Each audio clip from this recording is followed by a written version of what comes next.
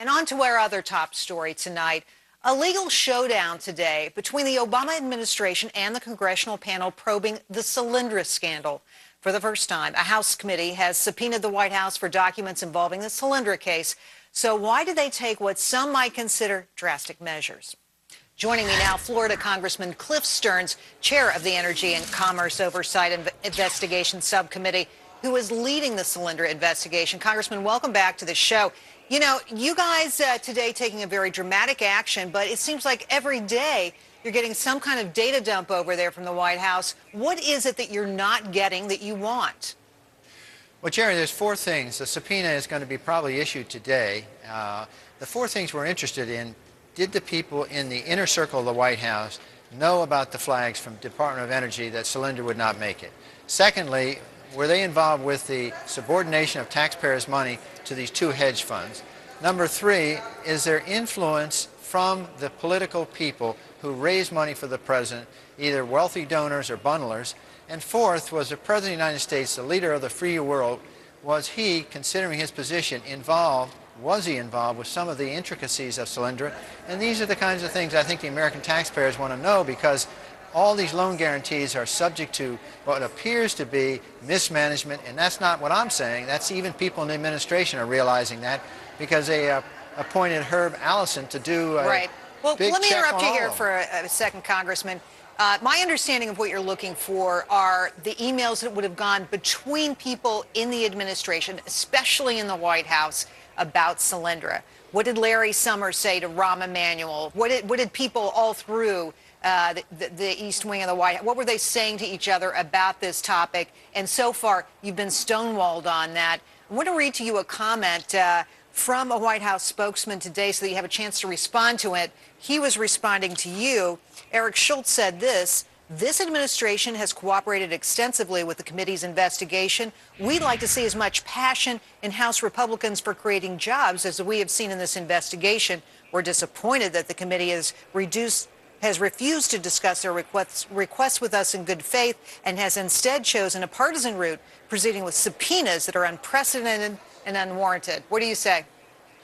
Well, Jerry, we sent them a letter in September to the White House asking for these documents. Then we sent two more letters in October asking for support and participation. They stonewalled us, slow-walked this whole process. Then we sat down with the White House counsel yesterday. We brought in Mr. Waxman, who's the ranking member on the full committee, as well as Mr. Gett, who's my ranking member on my subcommittee. We explored this for another hour and a half. We got nowhere. At this point, we felt we had to go ahead and subpoena these documents. So you just weren't getting what you want. Now, one of the things that's come out in this stuff that frankly shocked me is that the administration was considering a bailout of Solyndra at one point. I was shocked by that. What do you make of this development? Well, you're right, Jerry. Yesterday evening, we got some more emails that showed that they were considering bailing out just before Solyndra went bankrupt. They brought in an outside firm to evaluate it. Fortunately, and a credit to them, they did not decide to go ahead. But the fact that they were pushing Solyndra after all the 2 years of flags that came from the Department of Energy, and Price Waterhouse said some of the numbers were bogus, they couldn't go public, all this information they're still pushing, going ahead, is really mind-boggling to think the president and inner circle of these supposedly smart people are still pushing Solyndra and trying to do it. Why were they doing this? Was this for political reason? Is to help some of their fundraising people? I mean, it's just mind-boggling to think they're still pushing this company. Well, the links between the company itself and the administration, concerning, worrying. But I want to talk to you for a second about another company, Beacon Power, in the Wall Street Journal today. Concerns there that this is a company also facing bankruptcy, also receiving taxpayer dollars. And now we find that laws have been written so that this company can make money. Now, I have to tell you, I'm getting a little frustrated because your committee isn't doing enough to end this program. Will you try to end this program? Well, my recommendation was to our leadership and to everybody who would listen is that we should cut this program off when we did the continuing resolution. I think ultimately we had about $1.2 billion of cutoff in our CR, and Senator Reid said he would not support this because he, again, like the administration, is so, shall we say, beyond belief on green jobs, and they don't want to reduce any spending or loan guarantee. But your point is well taken. We just got to stop this. Congressman, you can blame the Democrats, but at the end of the day, it seems to me that you guys are getting a lot of PR out of this you're getting a lot of time on camera, but you're not getting results for the taxpayers to get rid of this program. What's it going to take? Well, I think we should take all these loan guarantees. We're looking at all 35 of them, Jerry. And I think just like you mentioned Beacon that went bankrupt, those two were the first. There were 3 loan programs. Those 2 have gone bankrupt of the 3 that started out. So it's clear that there's going to be more that go into receivership or at least have financial problems.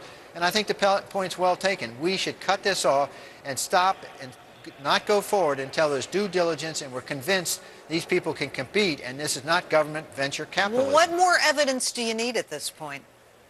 Well, Seriously, I mean, what's it going to take to convince you guys that we have to turn off the taps here?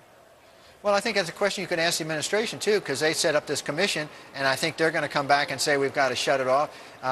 Obviously, Jerry, we control the House. We can shut it off in the House, but if the Senate does not, under Harry Reid, shut this off, we can't do anything, and the president can veto it. So we're just 1/3 of this process, and I think all we're trying to do is that we move forward systematically to show that these things are not, shall we say, competitive in the marketplace, and in the end, taxpayers are going to lose money. And I think that's really an important aspect, because before we started this investigation, everybody thought green jobs were going to survive. Well, we got a long way to go, obviously, Congressman. Hopefully you can work a little faster and convince some of your colleagues on the other side of the aisle in the Senate soon. Congressman Stearns, thank you. Thank you.